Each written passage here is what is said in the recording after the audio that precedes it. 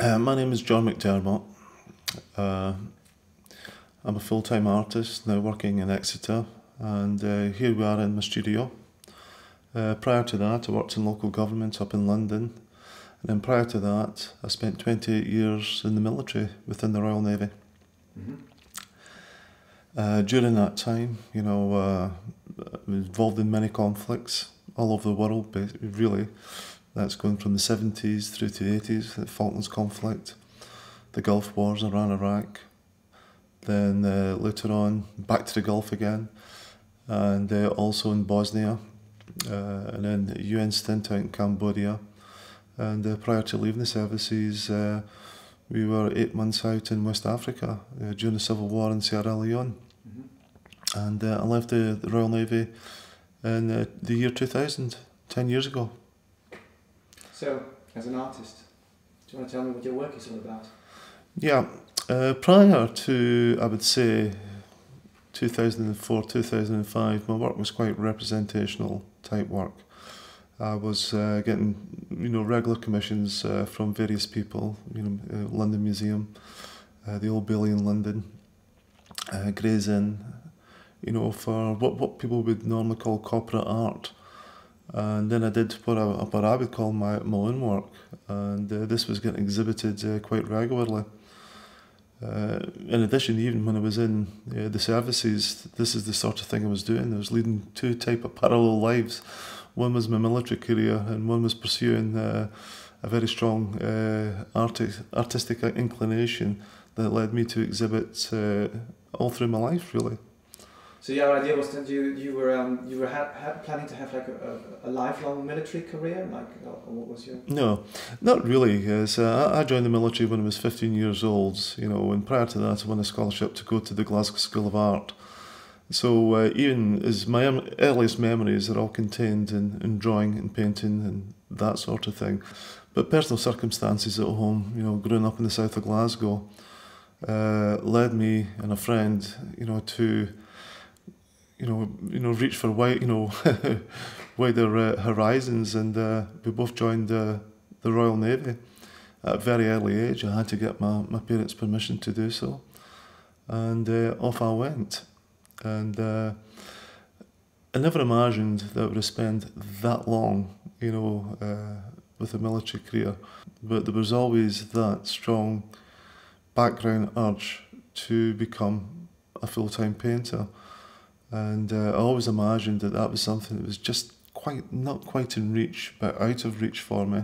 But what do you think that this military experience influenced your art work? Hugely, yes it did. Not just the conflicts. I had the opportunity at a very young age to start travelling around the world and meeting people from different cultures, different religions, different outlooks on life. And you suddenly realise that you're one of many, many millions. You're not Scottish, British, European. We're one of the same. And that was a fantastic revelation for me. It was quite life-affirming. Most of the people who I met were peaceable people, who were as delighted to meet me as I was as delighted to meet them. The other part is being involved in these conflicts, which was a shock, I must say, because even though we considered ourselves probably one of the most highly trained military forces in the world, with strong belief in ourselves, we never thought, nothing could prepare you, for the shock of conflict. My first exposure to conflict goes way back to 1975, when I was on a group of British ships that was out in Southeast Asia, just off the coast of Vietnam. It was called, for those historians who might be listening to this video, the Group 9 deployment. And we were principally concerned about evacuating European nationals from Saigon as the North Vietnamese forces came down through the country. At what age? Oh, I was 17 at the time. Yeah, I was a young guy, and it was very exciting, I've got to say, at night time watching, surface-to-surface missiles being launched, against the ex-American bases. And then during the daytime, watching numerous amounts of helicopters trying to fly out to ships to find a platform to to land on so they can discharge people who are trying to evacuate. And some of those helicopters just running out of fuel and ditching into the sea. It was a scene of, at that time, of mayhem. And we were there for some considerable amount of time, you know. I knew instinctively, you know, when I was there, what I was witnessing, very few people would witness, not unless they were there to see it with their own eyes. So there was a sense of, you've been privileged to see something, if privileged is the right word, you know. So that's embedded within you. I imagine some of the things you've seen you'd probably rather not have seen. Absolutely, yes. It's going into you know, probably quite a philosophical area of life, but actually it's a realization of what this world is all about, and the ugliness that it can create, the ignorance that it surrounds, and our, how can I say, propensity to choose war rather than peace. Talking is always better than killing people, and I always felt that throughout my military career, you know, when we were engaged in these things.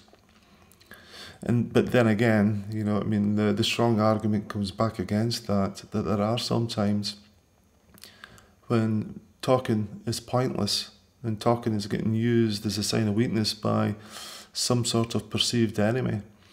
And of course that debate will go on and on and on. But from a personal human point of view, what I witnessed, yes, certainly, you could have done what you know well without, you know, in your life's experience. Would you say that being an artist has helped you dealing with some of the experiences you had? I think so. You certainly don't see things black and white. You certainly feel things. Creative people will feel things and see things and look into things at different levels, whereas some people are blessed with the ability just to see things as they are, as they're presented to them, and not necessarily be too affected by what they've seen, and be able to move on from one episode to the next, doing so quite comfortably.